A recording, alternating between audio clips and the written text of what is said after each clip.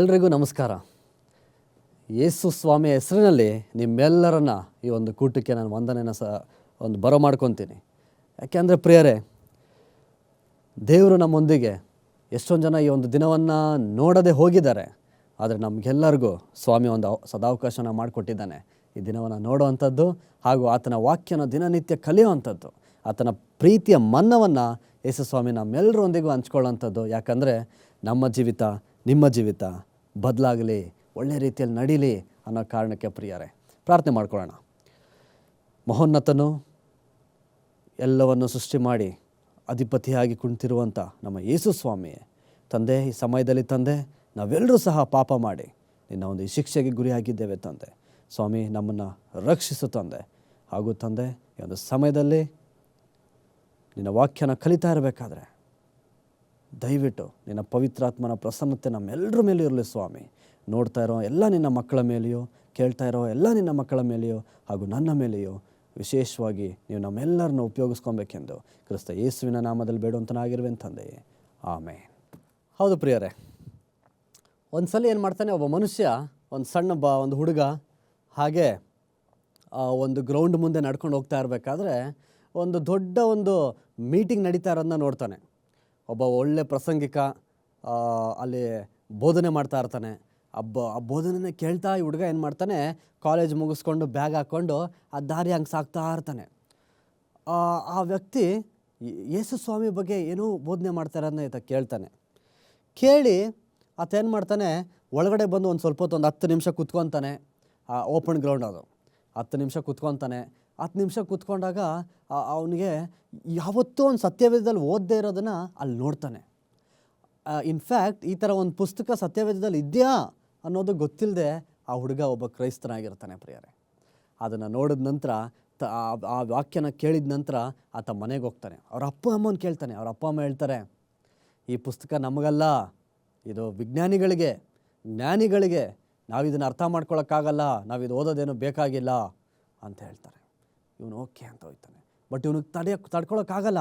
ಯಾಕಂದರೆ ಆ ರೀತಿ ಒಂದು ಬೋಧನೆನ ಅವನು ಮೊದಲನೇ ಸಲ ಕೇಳ್ತಾ ಇದ್ದಾನೆ. ಸರಿ, ಮತ್ತೆ ಅವನು ಅವ್ರ ಬೋಧಕನ ಹತ್ರ ಹೋಗ್ತಾನೆ.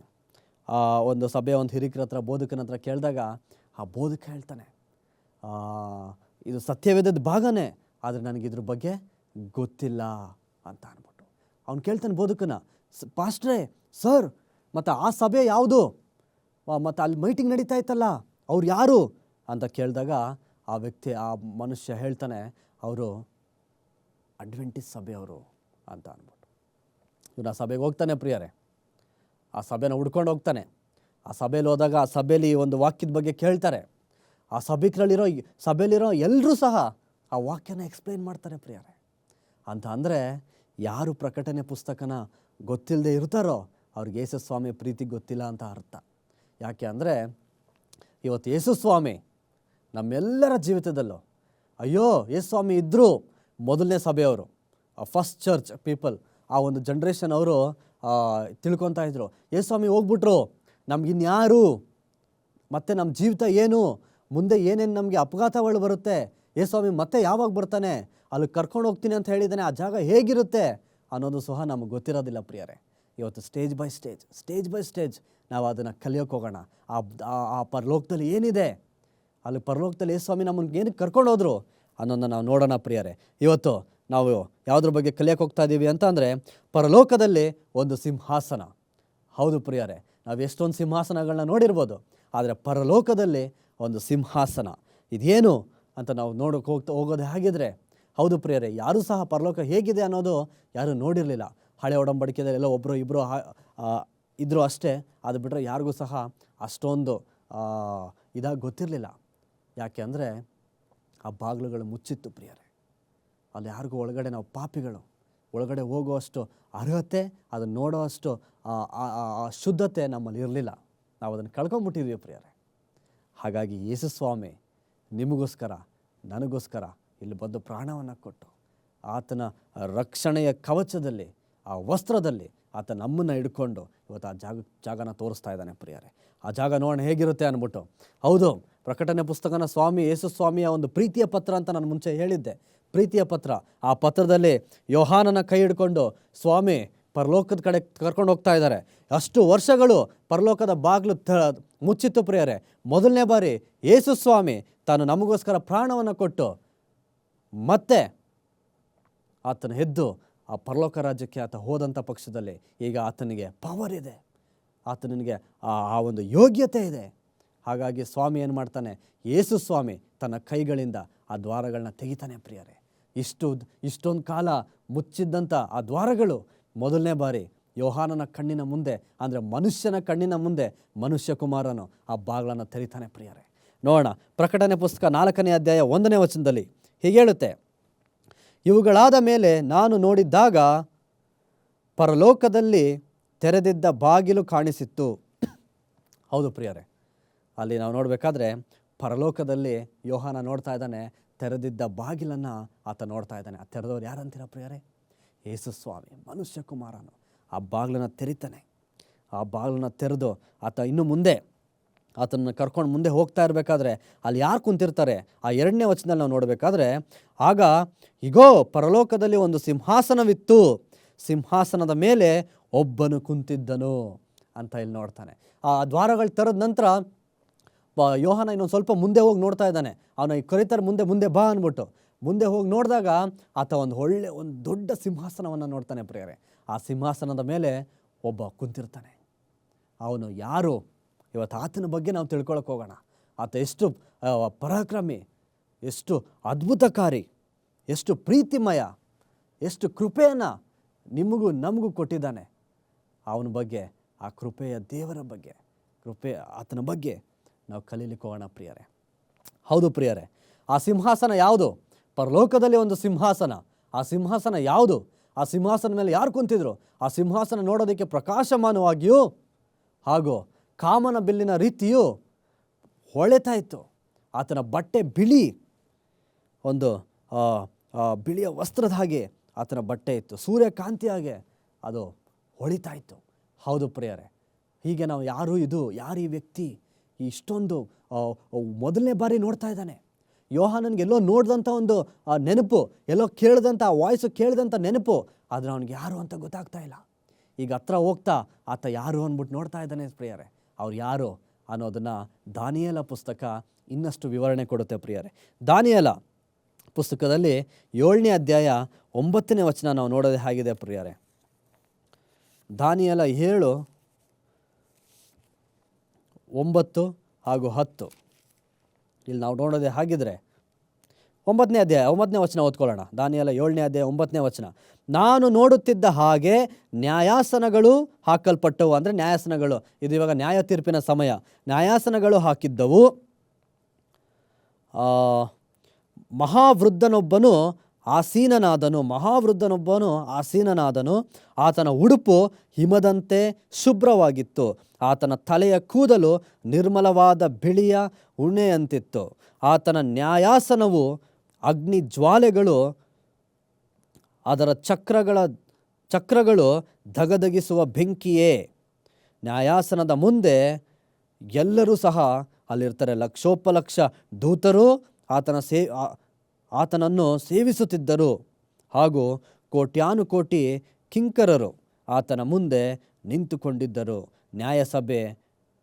ನ್ಯಾಯಸಭೆಯವರು ಕೂತುಕೊಂಡರು.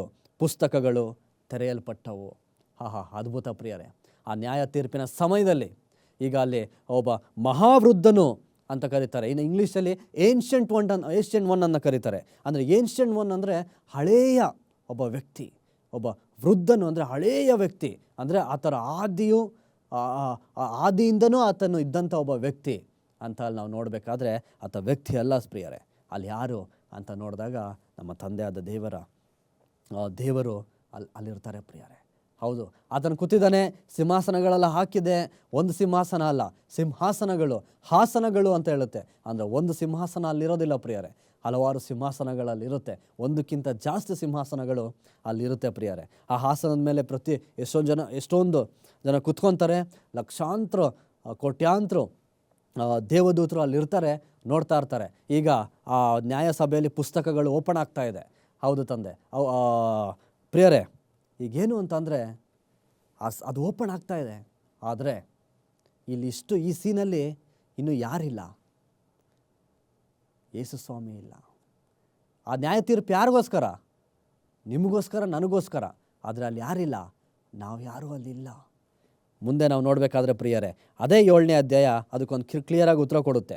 7ನೇ ಅಧ್ಯಾಯ 13ನೇ ವಚನ ಮತ್ತು 14ನೇ ವಚನ. ಇಲ್ಲಿ ಗಂಟೆ ಯೇಸು ಸ್ವಾಮಿ ಇರಲಿಲ್ಲ, ಎಲ್ಲವೂ ಸಿದ್ಧವಾಗಿತ್ತು. ಈಗ ಯೇಸು ಸ್ವಾಮಿ ನಿಮ್ಮ ಲಾಯರ್ ಆಗಿ, ನನ್ನ ಅಡ್ವೊಕೇಟ್ ಆಗಿ, ನಮ್ಮ ಅಡ್ವೊಕೇಟ್ ಆಗಿ, ನಮ್ಮ ಇಂಟರ್ಸೀಡರ್ ಆಗಿ ಆತ ಏನು ಮಾಡ್ತಾ ಇದ್ದಾನೆ? ಎಂಟ್ರಿ ಕೊಡ್ತಾ ಇದ್ದಾನೆ ಪ್ರಿಯರೇ. ಇಲ್ಲಿ ಗಂಟ ನ್ಯಾಯ ಅಲ್ಲಿ ಯಾರೂ ಇಲ್ಲ, ನ್ಯಾಯಾಧೀಶರಿಲ್ಲ ಅಲ್ಲಿ. ಈಗ ಎಂಟ್ರಿ ಕೊಡ್ತಾ ಇದ್ದಾನೆ. ನೋಡೋಣ 13ನೇ ವಚನ. ನಾನು ಕಂಡ ರಾತ್ರಿಯ ಕನಸಿನಲ್ಲಿ ಇಗೋ, ಮನುಷ್ಯಕುಮಾರನಂತಿರುವವನು ಆಕಾಶದ ಮೇಘಗಳೊಂದಿಗೆ ಬಂದು ಆ ಮಹಾವೃದ್ಧನನ್ನು ಸಮೀಪಿಸಿದ್ದನು. ಅವನನ್ನು ಆತನ ಸನ್ನಿಧಿಗೆ ತಂದರು. ಸಕಲ ಜನಾಂಗ ಕುಲ ಭಾಷೆಗಳವರು ಅವನನ್ನು ಸೇವಿಸಿದ್ದರು. ಅವನಿಗೆ ದೊರೆತನವೂ ಘನತೆಯು ರಾಜ್ಯವು ಕೊಡೋಣವಾದವು. ಅವನ ಆಳ್ವಿಕೆಯು ಅಂತ್ಯವಿಲ್ಲದ್ದು, ಶಾಶ್ವತವಾದದ್ದು. ಅವನ ರಾಜ್ಯವು ಎಂದಿಗೂ ಅಳೆಯದು. ಹೌದು ಪ್ರಿಯರೇ, ಯಾರು ಪ್ರಿಯರೇ? ಇದು ಮನುಷ್ಯ ಕುಮಾರನು. ಹೌದು ಪ್ರಿಯರೇ, ಮನುಷ್ಯ ಕುಮಾರನಿಗೆ ಎಂಟ್ರಿ ಕೊಡ್ತಾ ಇದ್ದಾನೆ. ಆತನ ನೋಡಿದು ಘನತೆ, ಗೌರವ, ರಾಜ್ಯವನ್ನು ಎಲ್ಲವನ್ನು ತಂದೆಯಾದ ದೇವರು ಸಲ್ಲಿಸ್ತಾ ಇದ್ದಾರೆ. ಯಾಕಂದರೆ ಅದೆಲ್ಲವನ್ನು ಪಡ್ಕೊಳ್ಳೋದಕ್ಕೆ ಆತ ಅರ್ಹನಾಗಿದ್ದಾನೆ. ಆತನಿಗೆ ಆ ಯೋಗ್ಯತೆ ಇದೆ ಪ್ರಿಯರೇ. ಆತನ ರಾಜ್ಯವು ಎಂದಿಗೂ ನಾಶವಾಗದೇ ಇರುವಂಥ ರಾಜ್ಯ. ಆ ರಾಜ್ಯ ಮತ್ತೊಮ್ಮೆ ಬರ್ತಾ ಇದೆ ಪ್ರಿಯರೇ. ಯೇಸು ಸ್ವಾಮಿಯ ಪ್ರೀತಿ ಇಂಥ ಅದ್ಭುತವಾದಂಥ ಪ್ರೀತಿ ನೋಡಿ ಪ್ರಿಯರೇ. ಈಗ ಆ ಸಿಂಹಾಸನದ ಮೇಲೆ ಈಗ ಯೇಸು ಸ್ವಾಮಿ ಎಂಟ್ರಿ ಆಗೋಯ್ತು. ಆ ಜಡ್ಜ್ಮೆಂಟ್ ಸೀಟಲ್ಲಿ ಮಹಾವೃದ್ಧನು ಕುಂತಿದ್ದಾನೆ. ಆ ವೃದ್ಧ ಕುಂತಿದ್ದಾಗ ಆ ಒಂದು ಸಮಯದಲ್ಲಿ ಯೇಸು ಸ್ವಾಮಿ ಮನುಷ್ಯ ಕುಮಾರನಾಗಿ ಎಂಟ್ರಿ ಕೊಡ್ತಾ ಇದ್ದಾನೆ. ವಿತ್ ಆಲ್ ದಿ ಏಂಜಲ್ಸ್, ಮೇಘ ದೂತರೊಂದಿಗೆ ಆತ ಎಂಟ್ರಿ ಕೊಡ್ತಾ ಇದ್ದಾನೆ. ಆತ ಅಲ್ಲಿ ಕುಂತಿದ್ದಾಗ ಇಡೀ ಮನುಷ್ಯರೆಲ್ಲರೂ ಆತನಿಗೆ ಏನು ಮಾಡ್ತಾ ಇದ್ದಾರೆ? ಅಡ್ಡ ಬೀಳ್ತಾ ಇದ್ದಾರೆ.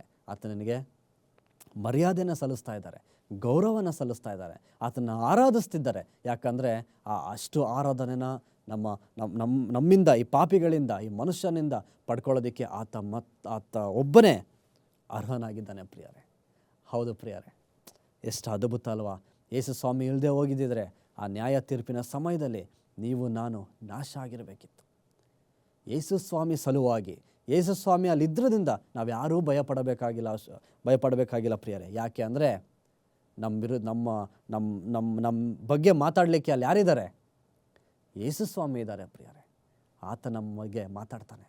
ತಂದೆಯಾದ ದೇವರು ಹೇಳ್ಬೋದು, ಅವ್ರು ಮಾಡಿದ್ದಾರೆ, ಅವ್ರು ಪಾಪ ಮಾಡಿದ್ದಾರೆ, ನನ್ನ ಆಜ್ಞೆಗೆ ತಪ್ಪಾಗಿ ನಡೆದಿದ್ದಾರೆ, ಅವ್ರು ವಿರುದ್ಧವಾಗಿ ನಡೆದಿದ್ದಾರೆ, ಅವ್ರಿಗೆ ಯಾವುದೇ ಅರ್ಹತೆ ಇಲ್ಲ ಇಲ್ಲಿ ಬರಲಿಕ್ಕೆ ಅಂದ್ಬಿಟ್ಟು. ಹೌದು ಪ್ರಿಯರೇ, ಹೇಳ್ಬೋದು.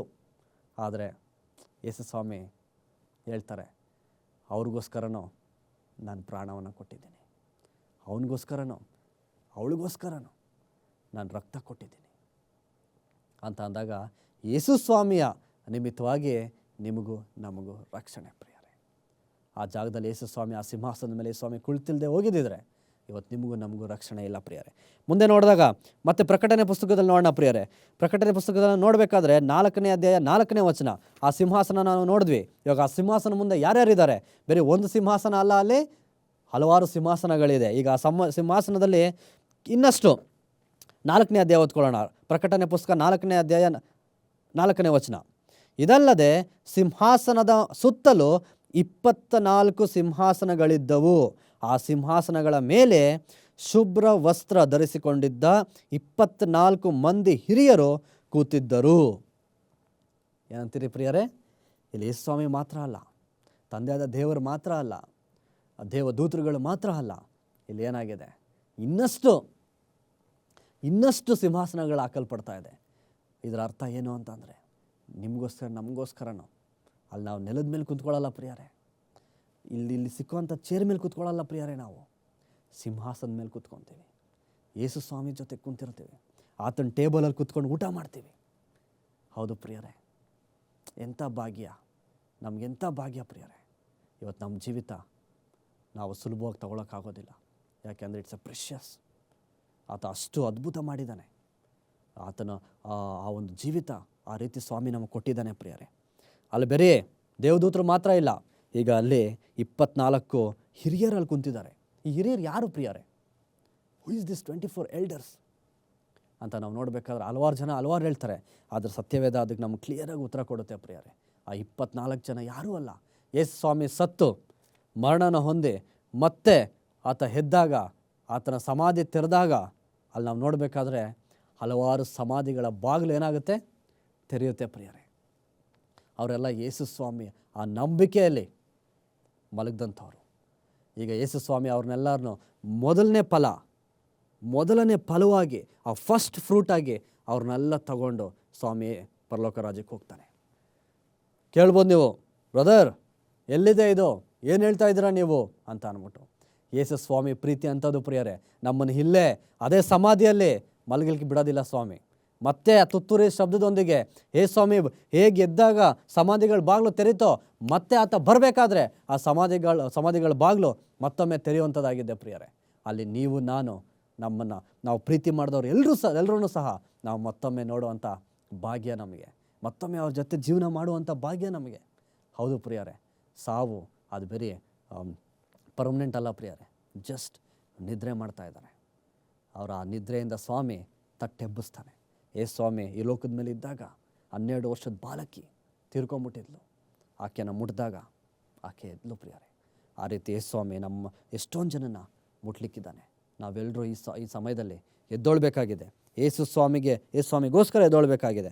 ಅವ್ರು ಯಾರು ಅಂತ ನಾವು ನೋಡಬೇಕಾದ್ರೆ ಇವಾಗ ನೋಡಿದ್ವಿ, ಅಲ್ಲಿ ಬಾಗಿಲುಗಳು ತೆರೆಯುತ್ತೆ. ಸ್ವಾಮಿ ನಿಜವಾಗ್ಲೂ ಅವರೆಲ್ಲ ಪರಲೋಕ ರಾಜ್ಯಕ್ಕೆ ಕರ್ಕೊಂಡು ಹೋದ್ರ ಅನ್ನೋದಕ್ಕೆ ಉತ್ತರ ಪೌಲ ಕೊಡ್ತಾನೆ ಪ್ರಿಯರೇ. ಪೌಲ ಎಫೆಸದವರಿಗೆ ಬರೆದಂಥ ಪತ್ರಿಕೆ 4ನೇ ಅಧ್ಯಾಯ 8ನೇ ವಚನದಲ್ಲಿ ನಾವು ನೋಡಬೇಕಾದ್ರೆ, ಹೌದು ಪ್ರಿಯರೇ, ನಮ್ಮ ಒಂದು ಸತ್ಯವೇದಗಳನ್ನ ಎಫೆಸ ಪುಸ್ತಕಕ್ಕೆ ನಾವು ತಿರ್ಸ್ಕೊಳ್ಳೋದೇ ಆಗಿದ್ರೆ ಎಫೆಸದವರಿಗೆ ಬರೆದಂಥ ಪತ್ರಿಕೆ 4ನೇ ಅಧ್ಯಾಯ 8ನೇ ವಚನ ಪ್ರಿಯರೇ. ಇಲ್ಲಿ ನಾವು ನೋಡೋಣ ಯಾರಿವರು ಅಂತ ಅಂದ್ಬಿಟ್ಟು. 4:8ನೇ ವಚನ.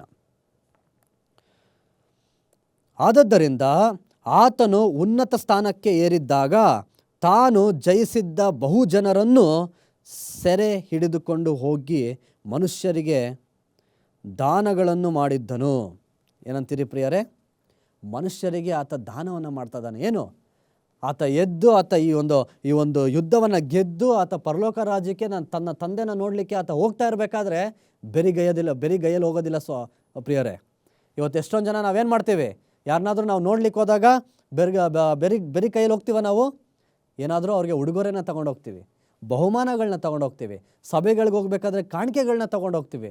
ಅದೇ ರೀತಿ ಯೇಸು ಸ್ವಾಮಿ ಈ ಜಯದ ಒಂದು ಸಂತೋಷವನ್ನು ತನ್ನ ತಂದೆಯ ಒಂದು ಬಳಿಯಲ್ಲಿ ಅದನ್ನು ಆಚರಿಸ್ಕೊಳ್ಳೋದಕ್ಕೋಸ್ಕರ ಆತ ಏನು ಮಾಡ್ತಾನೆ?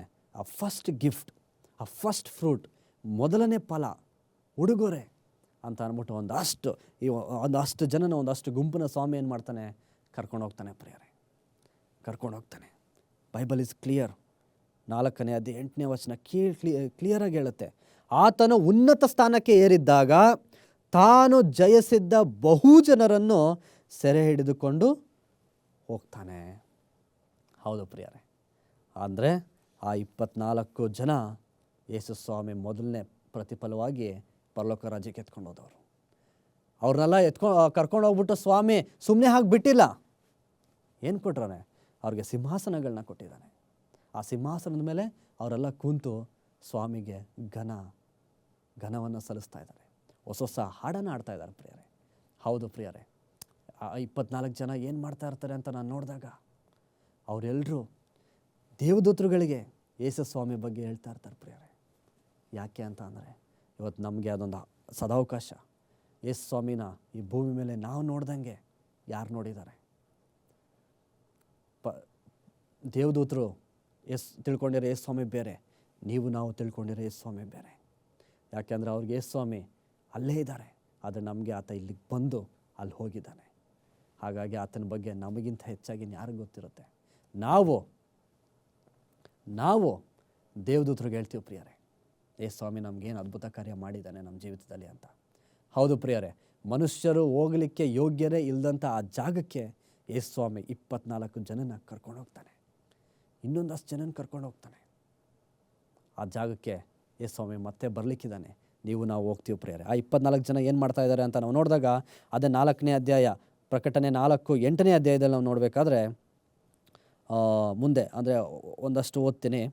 ಆ 29ನೇ ಅಧ್ಯಾಯ,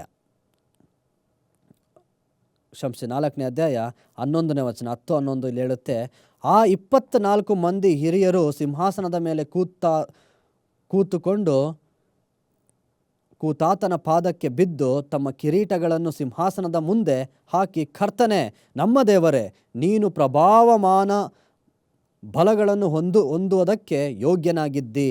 ಸಮಸ್ತವನ್ನು ಸೃಷ್ಟಿಸಿದಾತನೂ ನೀನೇ. ಎಲ್ಲವೂ ನಿನ್ನ ಚಿತ್ತದಿಂದಲೇ ಇದ್ದವು, ನಿನ್ನ ಚಿತ್ತದಿಂದಲೇ ನಿರ್ಮಿತವಾದವು ಅನ್ನೋ ಒಂದು ಗೀತೆನ ಹೇಳ್ತಾ ಇರ್ತಾರೆ ಪ್ರಿಯರೇ. ಹೌದು ಪ್ರಿಯರೇ, ಎಷ್ಟು ಅದ್ಭುತ ಅಲ್ವಾ? ಆತನ ಚಿತ್ತದ ತಕ್ಕಂತೆ ಆತ ನಡೆಸೋ ಅಂಥದ್ದು ತನ್ನ ಜನಗಳನ್ನ, ಅದೆಷ್ಟು ಅದ್ಭುತ ಕಾರ್ಯ ಪ್ರಿಯರೇ. ಆತನ ಬಗ್ಗೆ, ಯೇಸು ಸ್ವಾಮಿಯ ಬಗ್ಗೆ ನಿಮಗೂ ನಮಗಿಂತ ಹೆಚ್ಚಾಗಿ ಯಾರಿಗೂ ಗೊತ್ತಿರುತ್ತೆ ಪ್ರಿಯರೇ. ನಮ್ಮ ಮನೆಯಲ್ಲಿ ನಮ್ಮ ಮಕ್ಕಳಿಗೆ, ತಂದೆ ತಾಯಿಗೆ ಮಕ್ಕಳಿಗಿಂತ ಹೆಚ್ಚಾಗಿ ಯಾರಿಗೂ ಗೊತ್ತಿರುತ್ತೆ. ಹೌದು ಪ್ರಿಯರೇ, ಇದೊಂದು ಕುಟುಂಬ, ಯೇಸು ಸ್ವಾಮಿಯ ಕುಟುಂಬ. ಆ ಜಾಗಕ್ಕೆ ಯೇಸು ಸ್ವಾಮಿ ಯಾವ ರೀತಿ ಆ ದ್ವಾರಗಳನ್ನ ತೆರಿತಾನೋ, ಅದೇ ರೀತಿ ಇವತ್ತು ನಿಮ್ಮ ಹೃದಯದ ದ್ವಾರಗಳನ್ನ ಸ್ವಾಮಿ ತೆರೀಲಿಕ್ಕೆ ಸಿದ್ಧನಾಗಿದ್ದಾನೆ ಪ್ರಿಯರೇ. ನಾವು ಜಸ್ಟ್ ಏನು ಮಾಡಬೇಕಾಗಿದೆ? ಬಾಗಿಲುಗಳನ್ನ ತೆರೆಯೋದಕ್ಕೆ ಸಹಾಯ ಮಾಡಬೇಕಷ್ಟೇ ಪ್ರಿಯರೇ. ನೀವು ನಿಜವಾಗ್ಲೂ ಈ ದಿನ ಬಾಗಿಲುಗಳು ತೆರೆಯೋದೇ ಹಾಗಿದ್ರೆ, ಯೇಸು ಸ್ವಾಮಿ ಯಾವ ರೀತಿ ಸಮಾಧಿಯ ಬಾಗಿಲುಗಳನ್ನ ತೆರೆದ್ನೋ, ಯೇಸು ಸ್ವಾಮಿ ಯಾವ ರೀತಿ ಪರಲೋಕದ ದ್ವಾರಗಳನ್ನ ತೆಗೆದ್ನೋ, ಅದೇ ಯೇಸು ಸ್ವಾಮಿ ಇವತ್ತು ನಿಮ್ಮ ಹೃದಯದ ಬಾಗಿಲನ್ನು ತೆರಲಿಕ್ಕೆ ಸಿದ್ಧನಾಗಿದ್ದಾನೆ ಪ್ರಿಯರೇ. ಇವತ್ತು ನೀವು ಆತನನ್ನು ನಿಮ್ಮ ಬಾಗಿಲ ಬಳಿಯಲ್ಲಿ ನೋಡೋದೇ ಹಾಗಿದ್ರೆ, ನಿಮ್ಮ ಹೃದಯದ ಬಾಗಿಲನ್ನು ಆತ ತೆರೆದು ನಿಮ್ಮೊಳಗೆ ಬಂದು ನಿಮ್ಮೊಂದಿಗೆ ಊಟ ಮಾಡುವಂಥವನಾಗಿದ್ದಾನೆ ಪ್ರಿಯರೇ. ಹೌದು ಪ್ರಿಯರೇ, ಆ ಸಿಂಹಾಸನದ ಮೇಲೆ ಯೇಸು ಸ್ವಾಮಿ ಮಾತ್ರವಲ್ಲದೆ, ತಂದೆಯಾದ ದೇವರು ಮಾತ್ರವಲ್ಲದೆ 24 ಹಿರಿಕರು ಸಹ ಕುಂತಿದ್ದಾರೆ. ಅದೇ ಸಿಂಹಾಸನದ ಮೇಲೆ ನಾವು ಸಹ ಕೂರ್ತೀವಿ ಪ್ರಿಯರೇ. ನಾವೆಲ್ಲರೂ ಪರಲೋಕ ರಾಜ್ಯಕ್ಕೆ ಹೋದಾಗ ಅಲ್ಲಿ ಯೇಸು ಸ್ವಾಮಿನ ನಾವು ಸಹ ಸ್ತುತಿಸ್ತೀವಿ ಪ್ರಿಯರೇ. ಎಷ್ಟು ಅದ್ಭುತ ಅಲ್ವಾ? ಎಂಥ ಆನಂದ ಅಲ್ವಾ? ಹೌದು ಪ್ರಿಯರೇ, ಇವತ್ತು ನೀವು ಸಹ ಯೇಸು ಸ್ವಾಮಿ ನಿಮ್ಮ ಹೃದಯದ ಬಾಗಿಲನ್ನು ತೆರಲಿಕ್ಕೆ ಸಿದ್ಧನಾಗಿದ್ದಾನೆ ಪ್ರಿಯರೇ.